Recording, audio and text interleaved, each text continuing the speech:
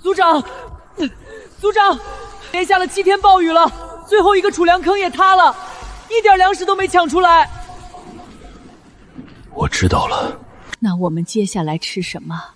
孩子们已经2天没正经吃东西了。阿婆，我饿，肚子咕咕叫。不能再等了，再等下去我们全都会饿死在这里。我们必须离开这里，往东边走，说不定能找到能住的地方。不行，绝对不能走。为什么不行？留在这里就是等死。东边有剑齿虎，上次出去的3个族人，一个都没回来。那往南走呢？南边是黑石部落的地盘，他们见了我们就杀，比剑齿虎还可怕。阿婆，你不吃吗？阿婆老了，不饿，吃了也是浪费。我也不吃了，给孩子们留着。不行，你们不能这样。我们活够了，孩子们还小，他们得活下去。对，只要孩子们能活下来，我们仓部座就不会绝种。阿婆，你也吃，丫丫分你一半。阿婆真的不饿，丫丫快吃。族长，你要干什么？大家再撑一撑，我去祭坛求山神。可是已经求了3天了，山神根本没回应。那我就用最古老的办法求，只要能救大家，我什么都愿意做。山神在上，仓部落37口，愿以我言之血为祭，求山神赐下食物，救我的族人。求山神显灵，求山神显灵，求山神显灵，求山神显灵。求山神显灵。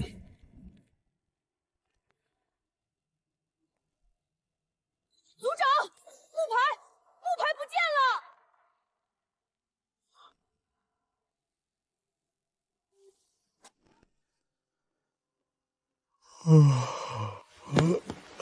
躺了3天，浑身都躺散架了。正好没事干，把地窖彻底清一下吧。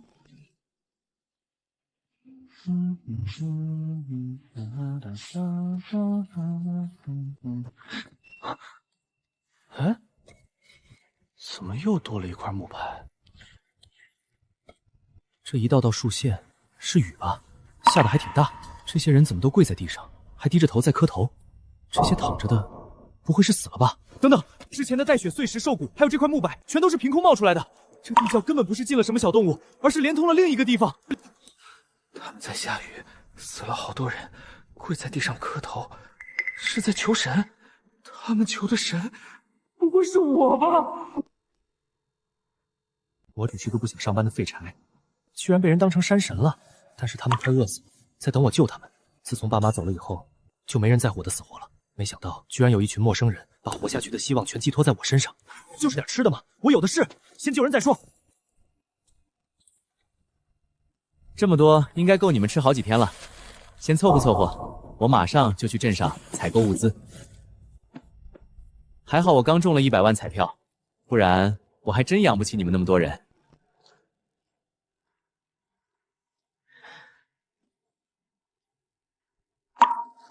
我也不知道你们能不能收到，一定要活下去啊！我去！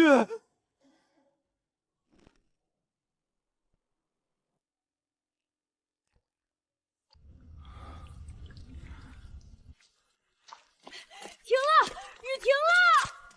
真的？一定是山神显灵了！族长，我们快去感谢山神庇护吧！走，去祭坛看看。族长，你看，这是什么？一定是山门显形了。族长，这些东西我们能吃吗？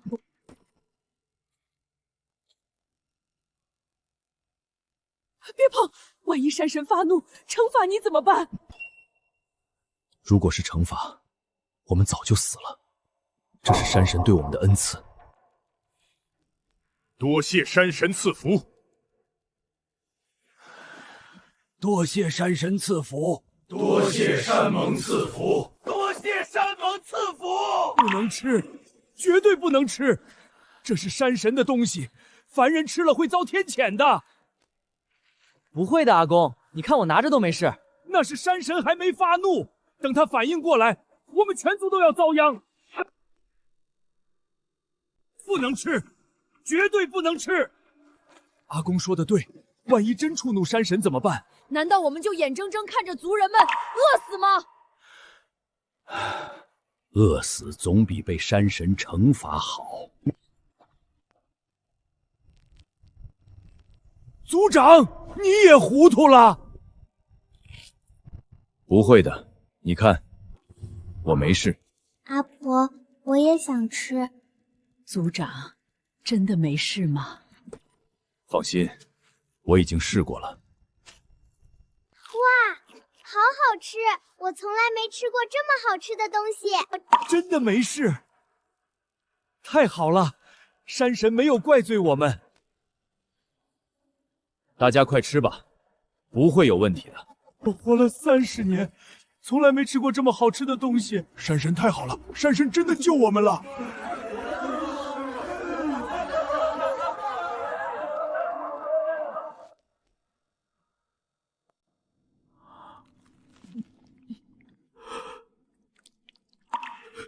是真的，山神真的原谅我们了。去把我们珍藏的最好的那块兽骨拿过来。好。再把这个一起放在祭坛上，谢谢山神。完了完了，才半个月，80万就花了20多万，我这哪是享受生活啊？我这是带薪当跨时空扶贫办主任。不过这帮原始人还挺懂礼貌，知道回礼。算了算了，我再去多买点食物。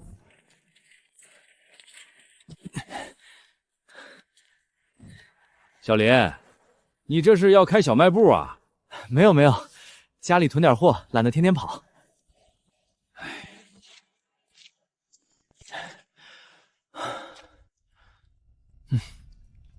够你们吃2月了，省着点造。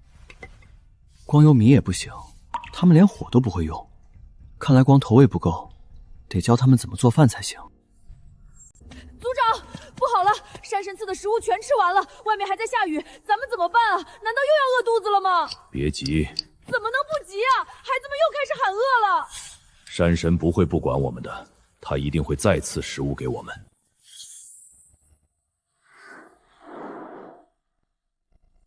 来了来了，山神真的送吃的来了！我就知道。我们有救了，我们不会饿死了。山神慈悲，这是山神赐给我们的圣物。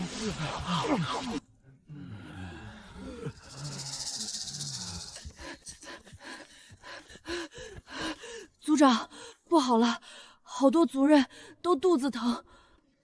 怎么回事？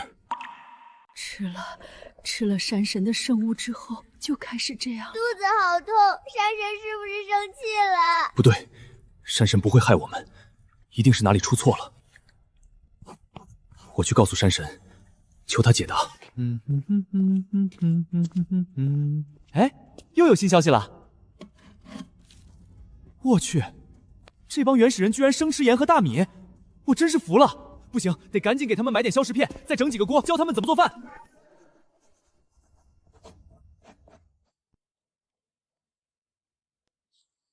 搞定！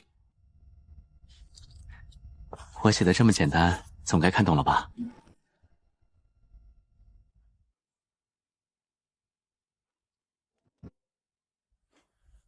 这次我准备的这么齐全，总不会再出问题了吧？族长，族人吃了山神的药，已经不再肚子疼了。这上面画的到底啥意思啊？跟咱们用的字好像不一样。看不懂，山神写的太复杂了。我再去问问山神。山神会不会嫌我们太省啊？不会的，山神很宽容。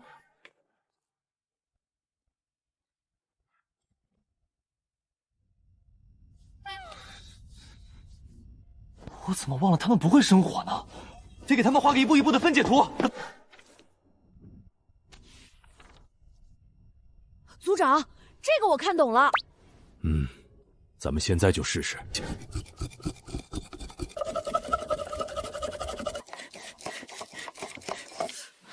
不行啊，根本不出火。我来试试。着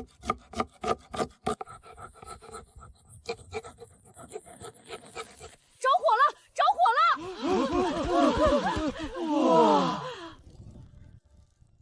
我们成功了。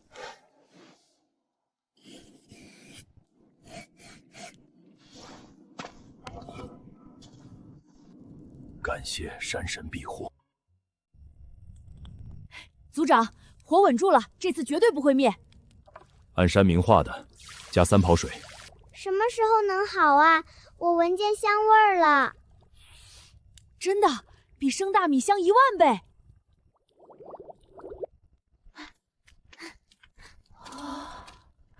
活了一辈子，从没闻过这么香的味道。熟了。慢点吃，别烫着。好吃，热热的，软软的。太好吃了，我再也不不吃生大米了。多谢山神赐我们热饭。多谢山神，多谢山神。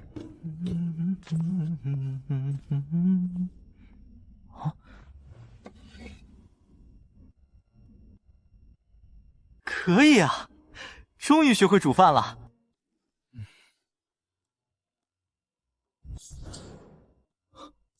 我去，怎么只剩40多万了？才1个月，80话花了快一半，再这么花下去，最多1个月我就得跟着他们一起啃树皮了。哟，小林啊，又买这么多东西，中了100万就是不一样，天天往家拉货。关你什么事儿？买这么多大米白面，你一个人吃到下辈子？我乐意。我看你就是有钱烧的。当初找你借50万给你堂哥买房，你1分不给，倒有钱买这些没用的。我的钱想怎么花就怎么花。我倒要看看你到底在搞什么。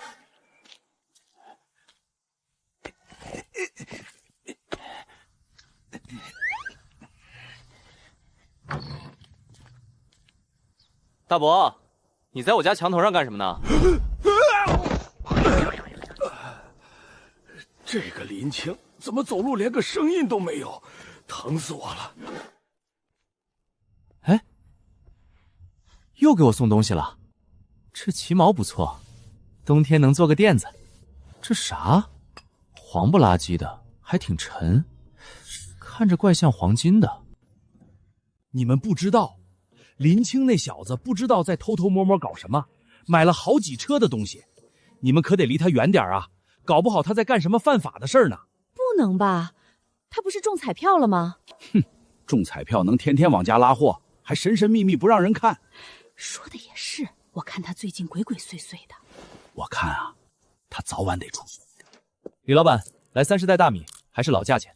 老价钱不行了，现在涨价了，150一袋。什么？上周还120，你抢钱啊？唉，现在粮食紧张，我也没办法啊。我先不买了。钱不够了，这可怎么办？对了，还有那些原始人送来的石头，应该是个好东西吧？金色的，说不定真是块金子呢。要买什么？老板，你帮我看看这是什么石头？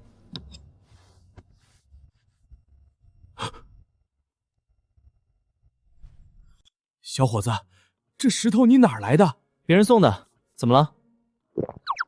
这不是石头，这是高纯度天然狗头金。什么？黄金？小伙子，这块我给你20万，卖给我吧。20万？25万，不能再多了。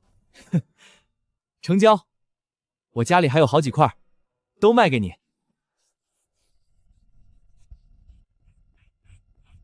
没想到这帮原始人还挺靠谱，居然送我黄金。哼，谢了啊，兄弟，多找点这种石头。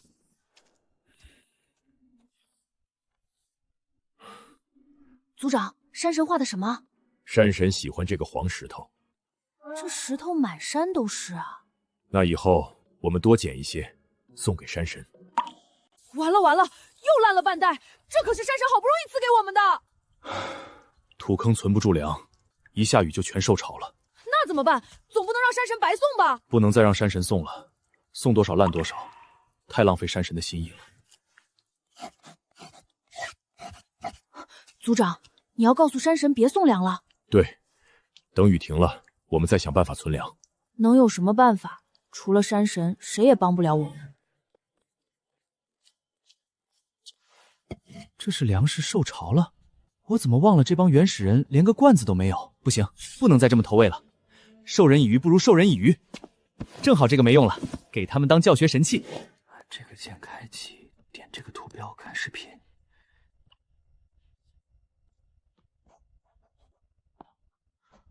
他们应该都能看懂吧？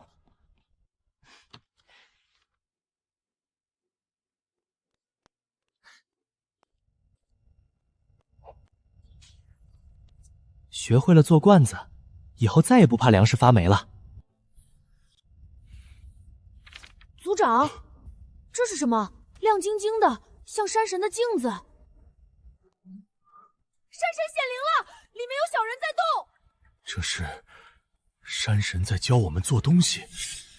阿木，立刻集结所有族人！啊，干什么？山神教我们做能装粮食的罐子，以后再也不怕下雨了。族长，这小人在干啥啊？把泥巴捏成圆的，再放进火里烧？对，烧完就能变成装粮食的罐子。泥巴烧完不还是泥巴吗？怎么可能装水？这肯定是山神的考验，我们太笨了，看不懂山神的意思。要不算了吧，我们用土坑也能凑合。不行，土坑存不住粮，下次下雨还得烂。山神都把办法教给我们了，我们一定能学会。可是我们连第一步都不会啊！这视频里说的粘土是什么？应该就是河边那种黏糊糊的泥巴。所有人跟我走，趁现在是晴天，去河边挖泥巴。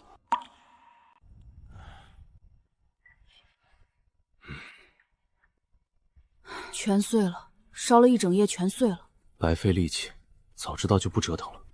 我说什么来着？山神的法术不是我们能学会的。算了算了，不做了，继续用土坑凑合得了。不能放弃，山神心善，才赐给我们这么宝贵神奇的方法，这是山神的恩赐。如果我们轻易放弃，就辜负了山神的恩赐。那怎么办？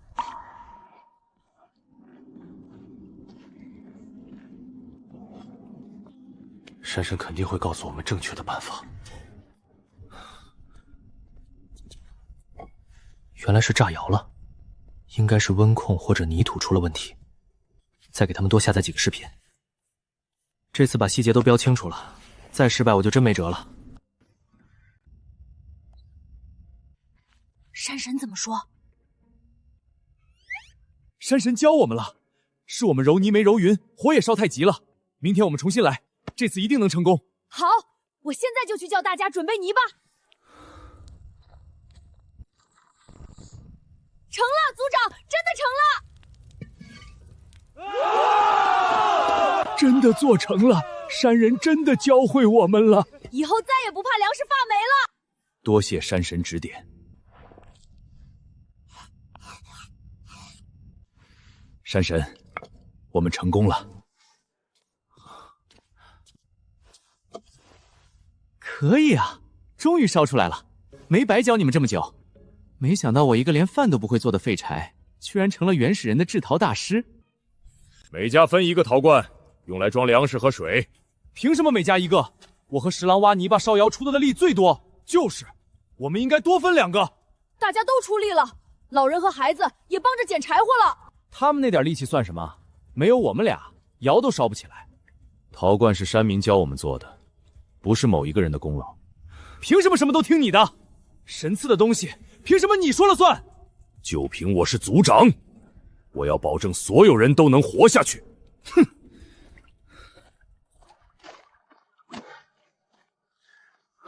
怎么办？真就这么算了？算了，凭什么？下次山神再赐东西，我们先偷偷藏起来一部分。对，反正妍也不知道山神每次送多少。这事就我们俩知道，别告诉任何人。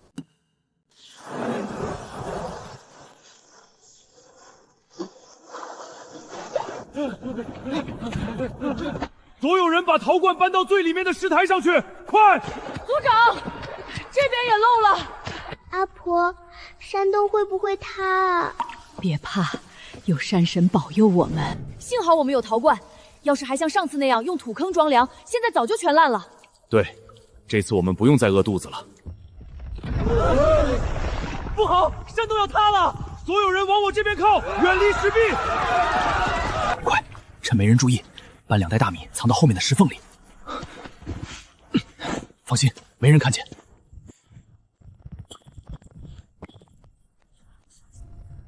幸好我们跑得快，不然就被埋在里面了。这里不能再住了。啊，那我们住哪儿？山洞居然塌了，这帮人也太惨了，刚解决吃饭问题，又没地方住了。有了，水泥啊！有了水泥，建什么房子都结实。我这就给他们整全套教程，让他们直接从穴居时代跨入混凝土时代。不对啊，上次山神送了20袋大米，我们吃了5袋，应该还剩15袋，怎么只有13袋了？看来有人动歪心思了。没人发现，等他们忙起来，我们再偷几袋。反正妍也不知道山神到底送了多少。水泥的制作和使用视频都在平板里了，希望你们能早点建成房子。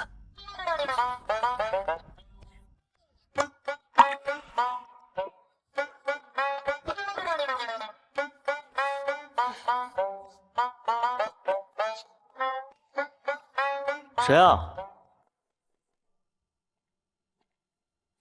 林青，你整天待在家里不出来，还买那么多粮食，是不是在干什么违法活动？大伯可不能眼睁睁看你走上歪路啊！你让大伯检查检查。我家不是你们想来就来的地方。你心里没鬼，怕什么？肯定是藏了见不得人的东西。你敢往前一步，我就告你非法入侵。你吓唬谁呢？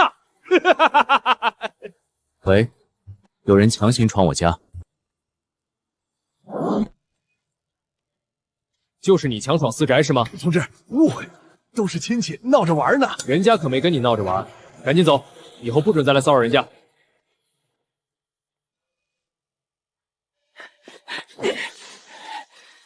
林青这小子为了不让我进去，竟然真敢报官！我非要看看他在家里藏了什么好东西。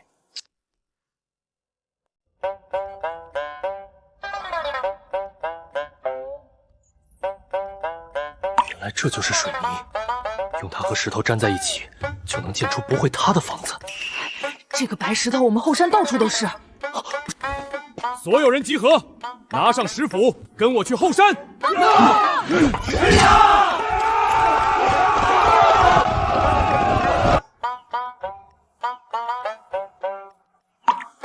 阿木，把石块石磨成粉。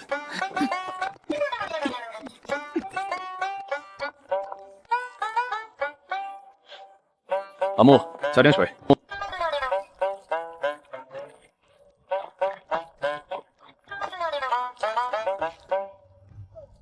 这个稠度正好。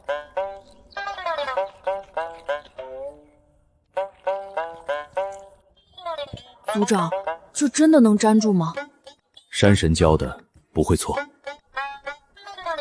2个小时后，成了，真的粘住了！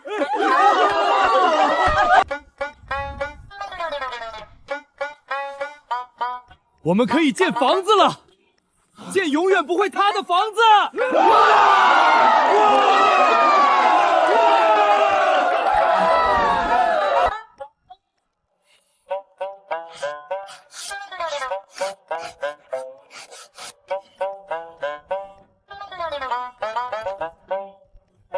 多谢山神，我们学会做水泥了。那口最大的铁锅要是归我们，以后就能自己煮肉吃了。等大家都睡了，我们就去偷。反正爷忙着建房子，肯定发现不了。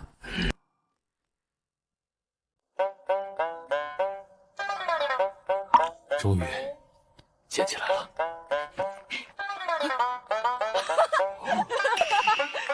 真的不会塌，比山洞结实10000倍！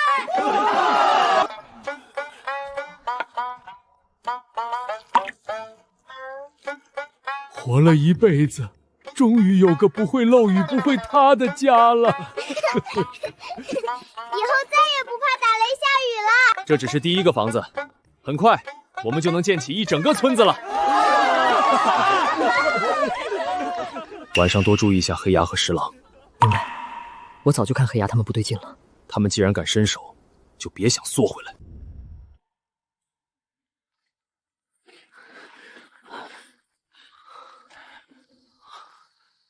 快，拿上东西，赶紧走！你们在干什么？果然是你们！上次的大米也是你们偷的吧？我们只是过来看看山神有没有赐新东西。看看需要抱着盐袋跑吗？我早就怀疑你们了。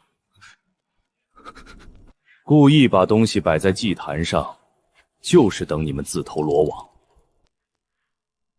我偷东西，明明是你独吞神赐之物。对，每次山明赐东西都是你第一个看，谁知道你偷偷藏了多少好东西？大家想想，山明赐了那么多粮食和宝贝，为什么我们分到的永远只有一点点？肯定是盐自己藏起来了。你胡说八道！族长从来没有私藏过任何东西。你当然帮他说话，你们是一伙的。说完了，去。你想干什么？这是上次暴雨时你们藏在山洞最深处石缝里的2袋大米。我早就发现粮食少了2袋，一直没说，就是等着你们再犯。你胡说，这不是我们藏的。这是你用来挡石缝的石头，上面有你刻的狼牙标记，你敢说不是你的？原来是你们偷了粮食，太过分了！我们都快饿死了，你们居然偷偷藏粮！都安静！明天一早，当着全族人的面处置他们。山神的威严不容侵犯。今天当着全族人和山神的面审判黑牙、石狼。暴雨之夜，你们私藏2袋山神赐的大米，昨夜又潜入祭坛偷走铁锅和盐，你们亵渎神明，背叛族人，罪无可赦！我不服，凭什么你说了算？够了！山神赐我们粮食，救我们性命，你居然敢偷神的东西，你会遭天谴的！把他们扔去喂野兽，逐出部落，让他们自生自灭！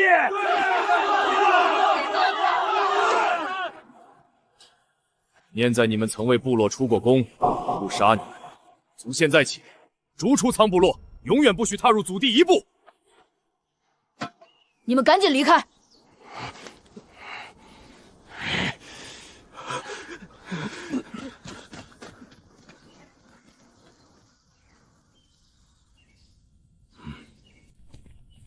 从今往后，谁敢再亵渎神明、背叛族人，就是这个下场。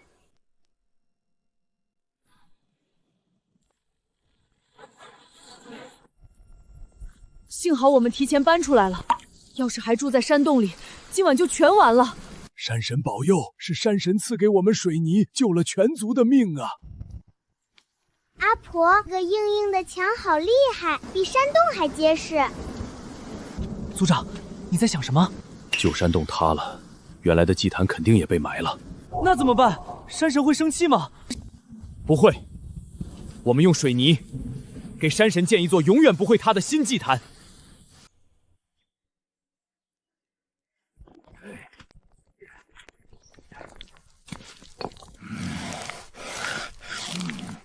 族长，新祭坛建好了，比原来的大10倍，还永远不会塌。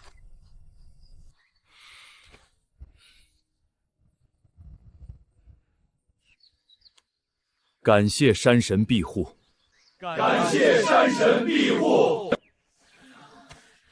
等房子都建好了，我们在这里开垦田地，那边建仓库，再建一个更大的土窑。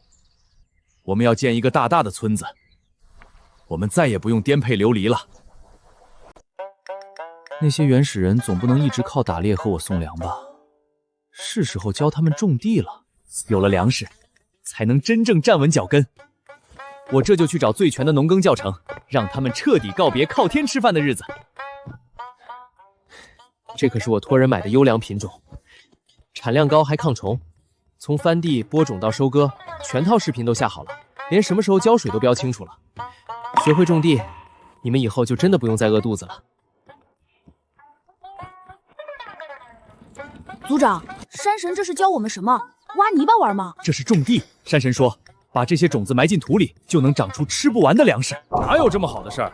打猎多快，挖地多累啊！山神从来没骗过我们，他教我们的一定是对的。愿意跟我种地的留下，不愿意的继续去打猎。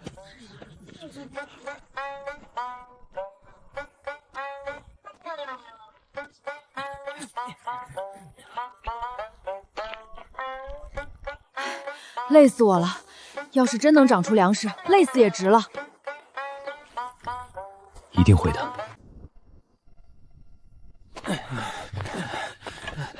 什么人？我是苍部落的黑牙，我知道苍部落所有的秘密，我要见你们族长。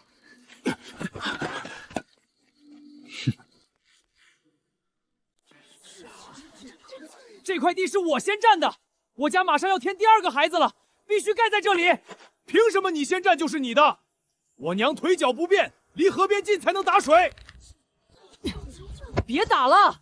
半年前，我们部落只剩30几个人，挤在漏雨的山洞里，随时可能饿死。那时候我们有一口吃的分着吃，有一块布扯着穿，从来没有争抢。是啊，现在有吃有住，人丁兴旺，怎么反而生分了？是我的错，人多了，不能再像以前那样乱来了。族长，都3更了，明天再画吧。你看，我把部落分成3块，北边靠山的地方建居部区，按户数统一分宅基地；南边临河的平地全划成农田，按人口平均分配；中间建公共仓库、晒谷场和议事堂。从明天起，所有新建房屋和开垦的农田都必须按规划来。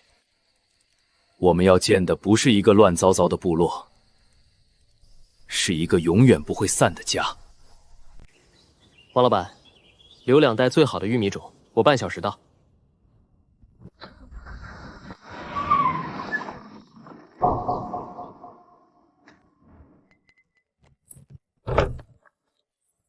林青这小子肯定把钱藏在家里了，今天我非要翻出来不可。钱呢？几十万的现金呢？破皮子烂骨头能值几个钱？总不能白来一趟。这骨头看着挺特别，说不定是老古董，先拿走，去镇上问问价。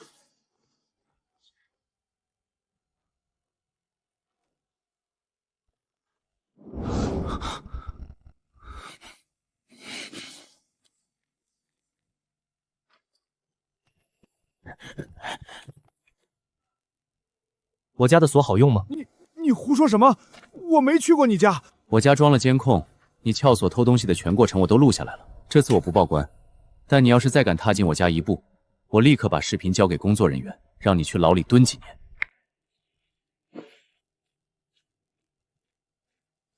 林青那小子还想吓唬我，等我把这骨头卖了，看你还怎么抓我！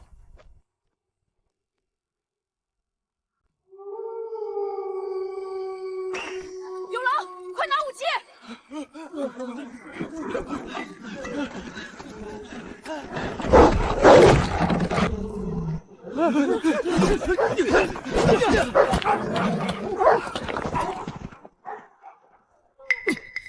这破石头真没用，连狼皮都刺不穿，刚才差点被它咬到。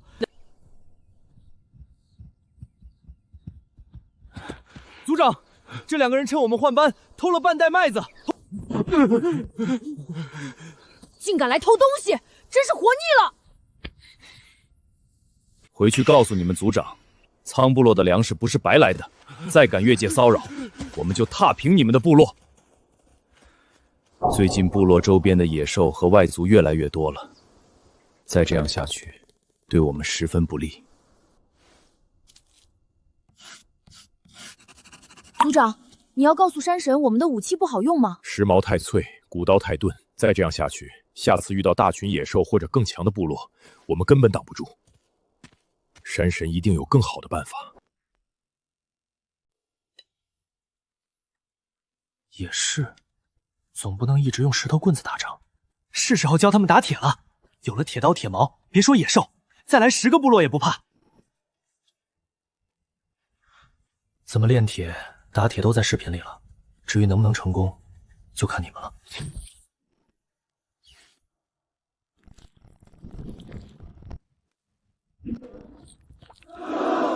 我的天，这比石矛厉害10000倍！这就是山神赐给我们的力量，谁也别想再抢走我们的粮食和房子。谁愿意跟我钻研打铁？从今天起，你们就是部落的工匠队。我们要造出最锋利的铁刀、最坚固的铁矛，守护我们的家。族长，苍部落现在就是块肥肉，有吃不完的粮食，还有永远不会塌的房子。你没骗我，千真万确。只要我们打下苍部落，那些粮食、房子全都是我们的。好。族长，你看这个，是不是山神说的赤铁矿？对，就是这个，红色的，能划出红印子。太好了，终于找到了，我们马上就能打出铁刀了。族长，温度够了，可以出铁水了。放铁水。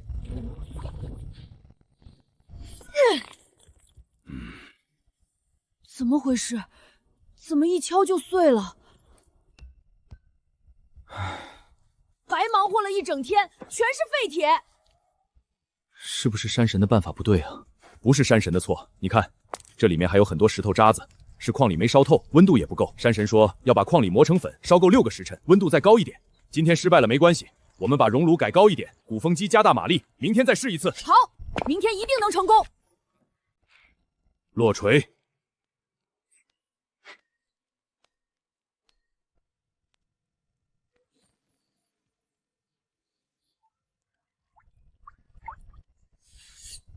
这次应该成功了。族长，试试。成了，我们终于有铁刀了。从今天起，再也没有人能欺负我们苍部落。黑石部落一直对我们虎视眈眈，有了铁刀，他们一定会来抢。从今天起，所有人停工3天，全力加高加固围墙，在4角修建箭塔。我们要把部落建成一座攻不破的堡垒。是，族长。我听苍部落周边的族人说，他们刚造出第1把铁刀，围墙还没修好，现在正是进攻的最好时机。你确定他们只有1把铁刀？千真万确，他们的工匠笨得很，练了10几天才出这么1把。好，立刻集结所有族人，待所有后踏平苍部落，抢光他们的粮食和铁刀。完了，再不下雨，这一季麦子就全完了。我活了这么大，从没见过这么久的大旱，山神会不会生气了？不是虫害，也不是病害。就是缺水，那怎么办？总不能求老天爷下雨吧？不用求天，河水还没干，我们可以把水引到田里来。把水引过来？怎么引？水自己又不会往上流。我们挖沟，从河边一直挖到田里，让水顺着沟流过来。族长，你要把这个告诉山神。我们不知道怎么挖沟才能让水顺利流过来，山神一定有办法。以前我们只会等着山神赐粮食、赐房子。现在我们要学会自己解决问题，只要把水引过来，以后再遇到干旱，我们也不怕了。可以啊，都知道主动搞水利了，不再是以前那个只会等投喂的原始部落了。网上有全套的农田水利教程，从水渠选址到坡度计算，学会了挖水渠，你们的粮食产量就能上去，再也不用看老天爷的脸色吃饭了。原来如此。山神连怎么让水自己流都算好了。族长，山神又教我们新东西了。对，立刻集结所有人，带上工具去河边，按山神画的线挖。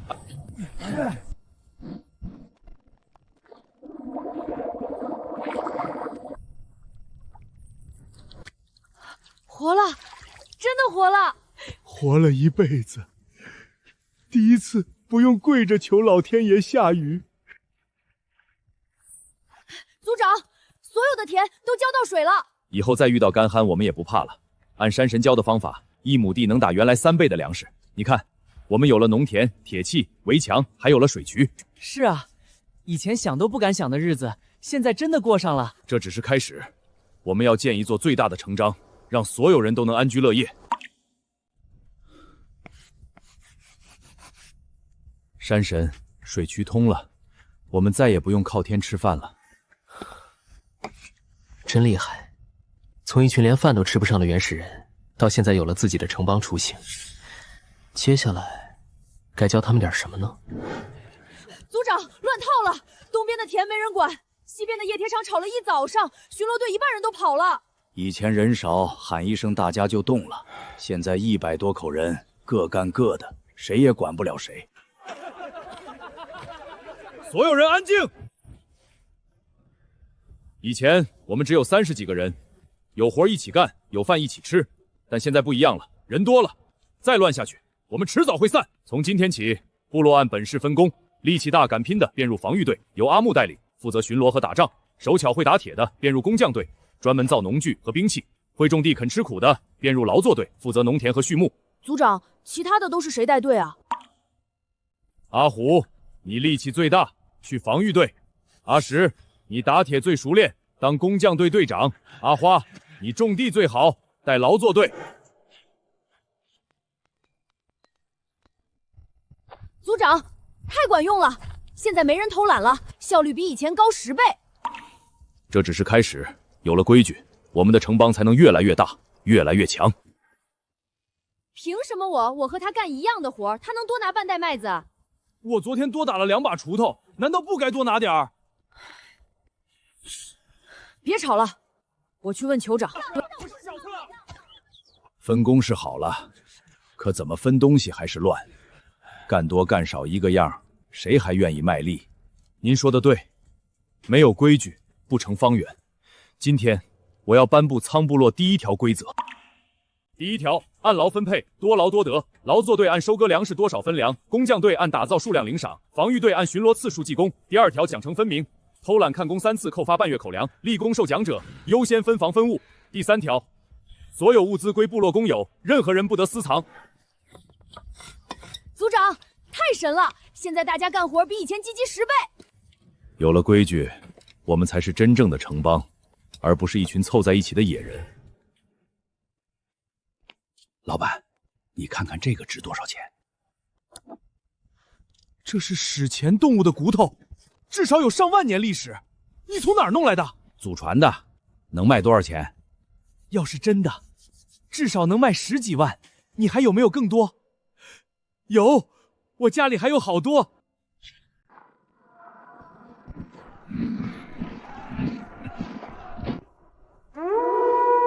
敌袭！黑石部落打过来了！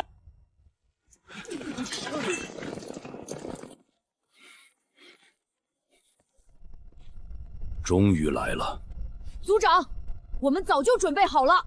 严，识相的就打开城门，交出所有神赐之物，不然我们踏平这里，忘了吗？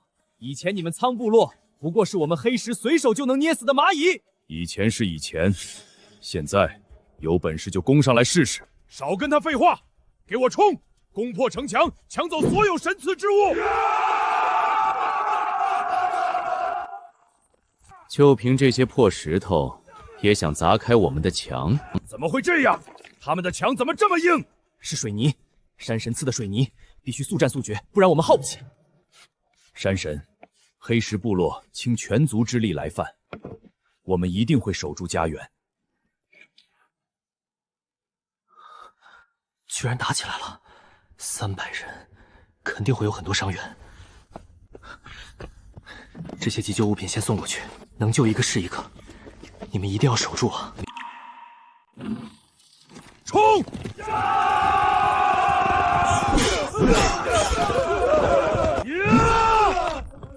投降，不然别怪我们不客气。我投降，我投降，我错了，我不该听黑牙的挑唆来攻打你们。我发誓，黑石部落永远不再进犯苍部落。若违此事，天诛地灭！念在你们是初犯，这次放你们走，带着你的人立刻离开，以后再敢越界，绝不轻饶。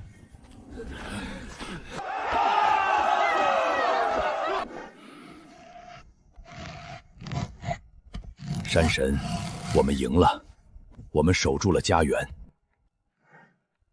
太好了，你们真的做到了。这下周边所有部落都会知道苍部落的厉害。用不了多久，就会有更多人来归附你们。这片土地终于要迎来真正的和平了。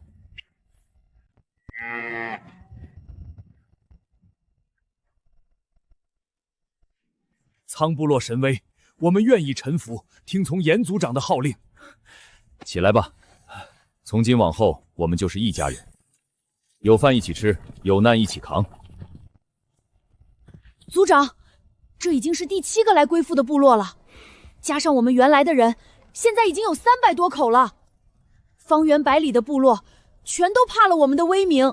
半年前，我们只有37个人，挤在漏雨的山洞里，随时可能灭族。没想到现在竟然能一统这片土地。族长，不好了！新加入族人们因为语言不通吵起来了。现在人多了，什么口音都有，大家说话互相听不懂，干活也配合不好。再这样下去，迟早要出乱子。不仅是说话，没有统一的文字，我们的规矩传不下去。山神教的技术也没法教给新来的族人。山神，现在我们有了很多族人，但大家语言不通，无法交流。求您教教我们，怎么才能让所有人都能听懂彼此的话？也是，不同地方的人说不同的方言，不乱才怪。是时候教他们文字和统一语言了。我这就准备最简单的识字教程，先从数字和常用字开始教起。先从最简单的象形字开始教，配上图画，他们肯定学得快。有了文字，才能真正把文明传承下去。这一步跨过去，你们就再也不是原始部落了。太好了，山神要教给我们文字了。从今天开始，所有人都要来学认字。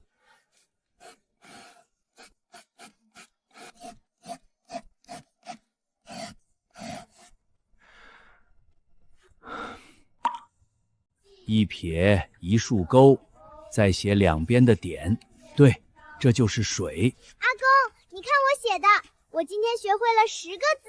好孩子，比阿公学的还快。怎么我写的就这么丑？别急，慢慢来，只要肯学，谁都能学会。写字好难啊，族长，一定要学吗？有了文字，我们就能记上山神教的所有本事，记下我们的历史，我们的子孙后代再也不用像我们的祖先一样什么都留不下。你说的史前古器，就是从这山上的老宅子拿的？那还有假？强哥，我跟你说，那老宅子是我侄子的，里面全是宝贝。我上次随便拿了一块骨头，就值几十万。要是真有大量史前文物，咱们就发财了。山神，谢谢您，是您给了我们粮食，给了我们房子，给了我们文字。谢谢您一直庇护着我们。这小子居然学会写句子了。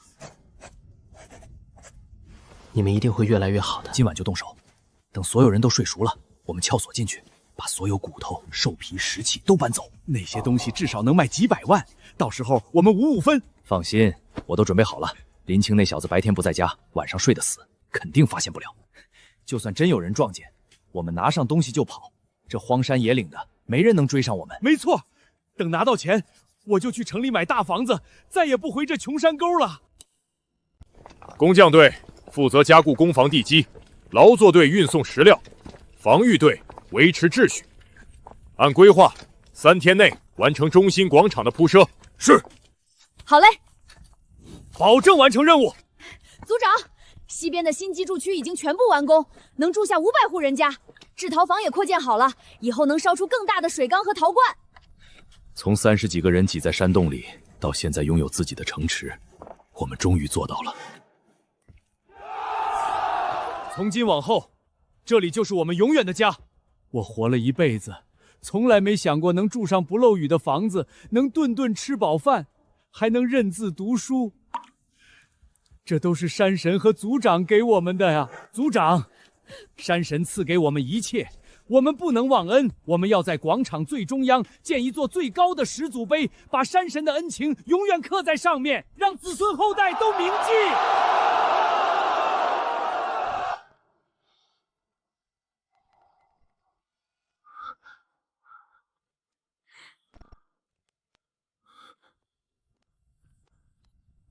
不知道大伯又要干什么，肯定不是什么好事。真要进去吗？万一林青醒了怎么办？怕什么？他一个年轻人睡得死，我们速战速决，拿了东西就走。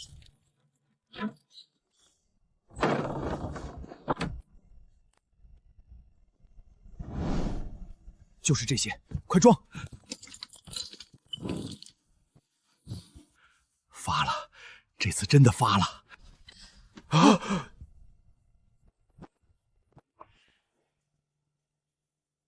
你们找这些东西，找得挺辛苦啊。林青，你醒了？我们就是进来看看老宅子。别演了，你们撬锁翻东西的全过程，监控都录下来了，我已经报关了，工作人员马上就到。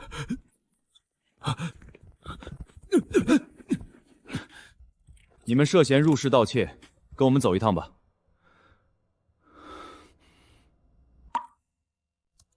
今年的小麦种子改良了，产量应该能再涨2成。汤部落，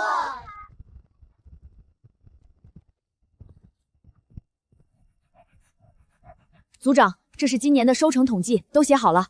过去1年，咱们人口涨到了312人，农田1200亩，铁刀200把，房屋100间。很好，把这个和我写的信一起送到祭坛去。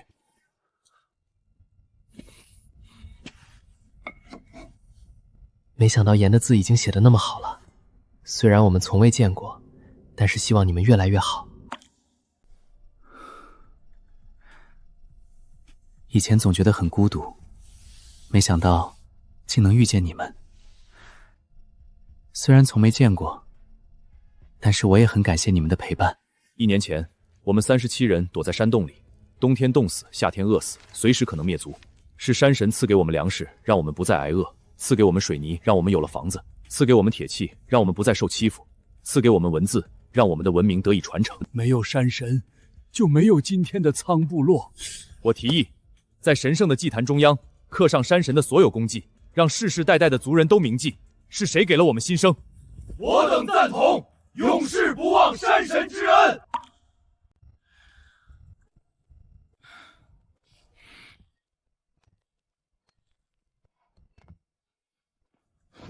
感谢山神庇护，感谢山神庇护。3日后，举行全族祭祀大典，敬谢山神之恩。山神，您的恩情，我们永世不忘。原来你们要举行祭祀大典了。既然你们那么信任我，那我也不能辜负了你们的信任。明天祭祀大典会有惊喜。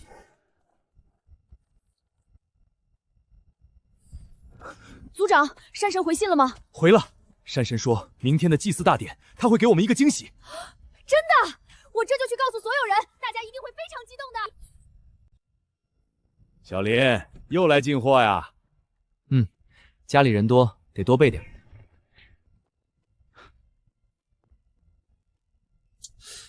你这是要开派对呀？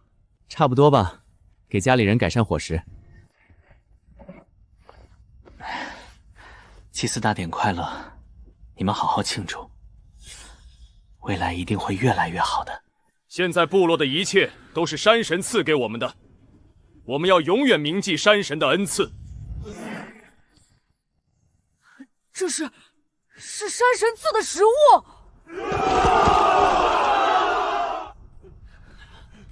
敬山神，敬山神，敬山神，敬山神。